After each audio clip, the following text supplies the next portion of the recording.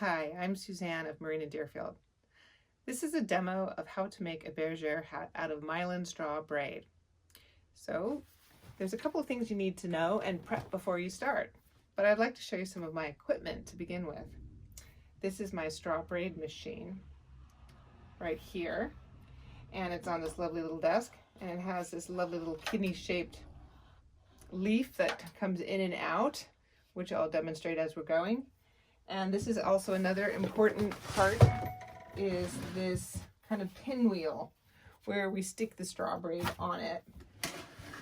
And hidden under here is all the different threads that I've got hidden. There's a window behind here that's super bright, so we're not backlit.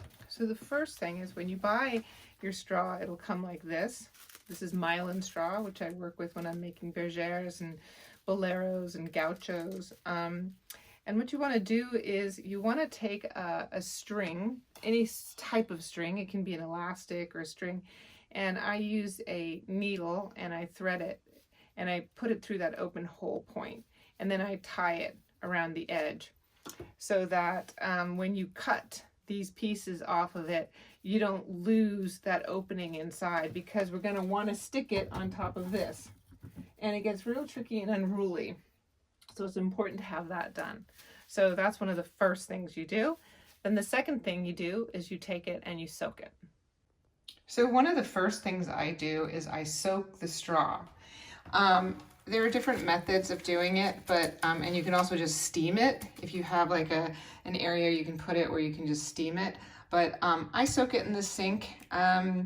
Maybe I leave it in there just for a little bit, and then I empty it and drain it, and I let it dry on a towel, and I let it dry while I am working on the button.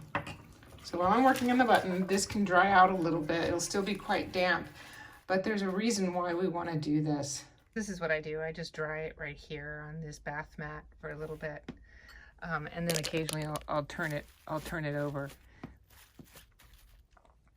But as you notice, I have it tied. So when you take it off of the skein, I always put like a tie for the hole so I can see that it's still like this circle. And I'll demonstrate that in a minute. So after we soak it for some time, and while you're soaking it, you can work on the first step. You cut off a section of the straw to create a button. So I've already done the button. And the button is hand stitched by yourself. So this is what we call a button. Nice little myelin button. So what you do is you look at the piece of myelin straw and you look for the pattern where it points up. And that's the part where you're going to start twisting it. And in order to do it, you can wet it. So I cut off a portion of it before I soak the rest, and I wet it. And then I start twisting, and then you're going to hand stitch the whole thing together. So once you're done with stitching that together, you have the first part of your piece. So the next thing we do is we can go ahead and start stitching this, and we'll add in our material after we get a good portion of this done. So there's a lot of different pieces to this machine. There's two, you can't see it here, but there's two pedals, one for lifting this part here, and then one for the actual engine. And there's a setting on that, even like a slow and a faster mode. When we begin, we take that little button that we do and we lift up the little foot there and put down. And we want it to be as close as we can at this point, because it's nice and tight, little tiny thin lines. And as we start in slow, like this. We're just doing the hand wheel by hand. Always making sure you catch the top layer to the bottom layer. So you might have to tighten this up a little bit if it's this thin. And we just go. And whenever I turn, I lift up my foot a little bit to give it some room, and then I just lift and move. Once you feel like you have enough done by the hand wheel, you just put your foot down, get the motor going, and spin around. And just make sure you keep wrapping to the right and checking your alignment. Okay. So now I've got my button, I've added it in with the machine. I have my little piece here, and I'm just going to let it dangle here while we get the other material that we're going to get and we're going to add in. But see how this nicely sandwiches in? So as we continue and we add in our other material, we'll be able to keep going. Here you can see that I've already added in the skein onto my spool, and I've added it to that little bit that I made, and I've worked myself up to a couple inches here. Okay, so now we need my block. This is the block that it's going to fit on. So we're just making sure we're nice and neat. And now you start pulling the right side, the little straw that's hanging off the edge. You pull it and you create this tension, and you, at the same time with your left hand you manipulate it so that you turn it and you create the side of the crown. And you do that, and after a couple of rounds you loosen up on the right hand so it becomes nice and even and straight.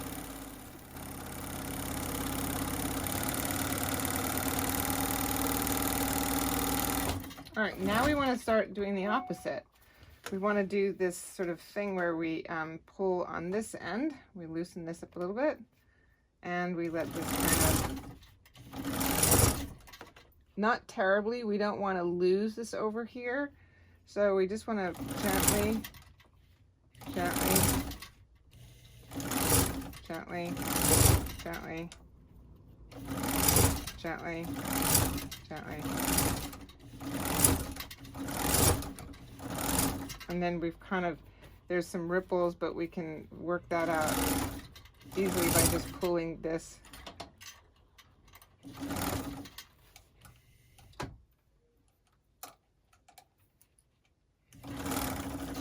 And just be normal now.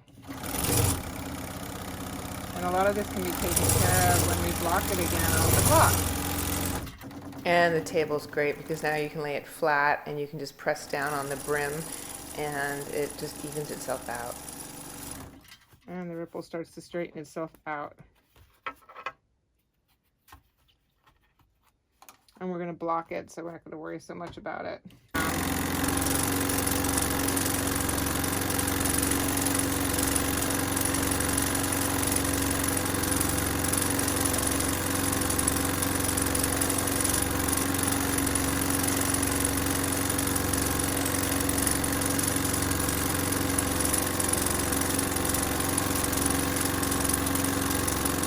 Okay, and for right now, we're just gonna lift that up.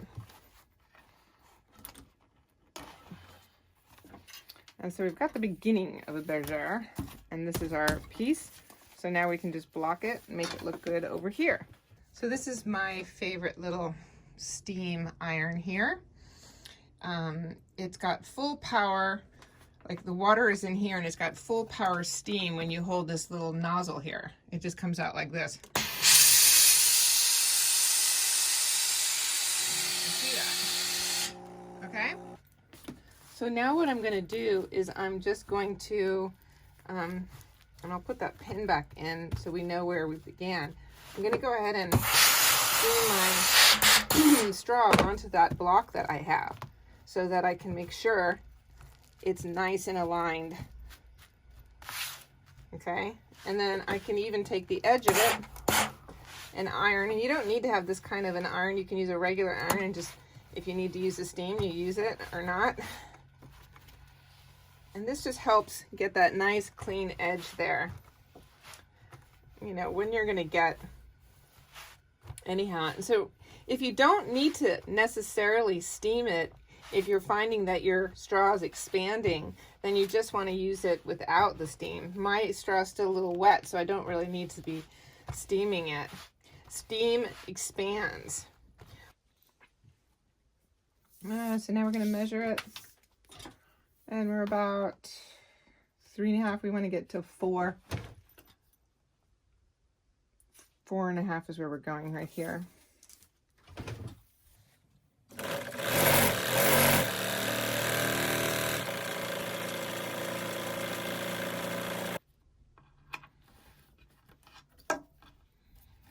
And hat. We're going to take it over to the steamer one more time. Our hat, this is our bergère. Give it another little iron. Up to you whether or not you want to add stiffener to it.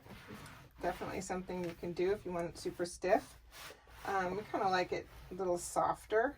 And as you can see, what I did is I added I turned it up under and went along the edge here at the end. And then you go around and very carefully, any of the little pieces that you weren't able to cut out, snip them and clean it up so it doesn't snag on anybody's hair. So you spend some time doing that. And then of course you stitch your ribbon on the inside of that. And you can put like a nice little ribbon around the edge of this. So it would look like this. And there we are, the bergère. I hope you enjoyed that demo. Again, I'm Suzanne, and this is Marina Deerfield's little tiny studio.